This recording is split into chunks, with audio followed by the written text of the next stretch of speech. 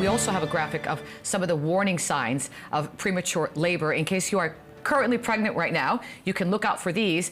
When I was reading them, doctor, I was also aware that these are also very common symptoms of you going into labor as well. But these are some warning signs: backache, contractions, cramping, fluid leaking. You know, I kind of experienced that when I was going into labor and I was full term. So how do you decipher? There is all those signs that are mentioned in there.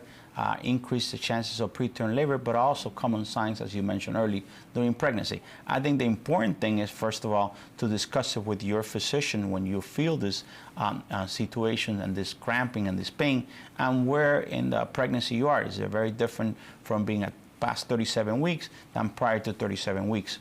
So I think the relationship with the physician is one of those things that's going to help you significant to determine whether those are signs, normal signs of pregnancy, or they're associated with preterm labor. Are there some there that are a bit more serious, where you think, okay, this cannot be kind of full-term stuff? I saw, for example, vaginal bleeding. That would be a little bit more of a alarm? Definitely vaginal bleeding will be associated with higher chances of preterm labor. Leaking fluid is also something that you're very concerned about.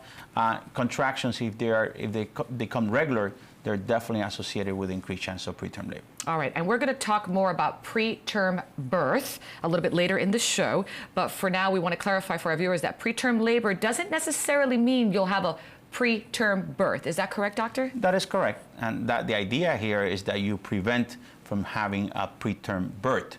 You will have a certain amount of preterm labor, and there's increased risk of having a premature baby, but not necessarily means that you will have one.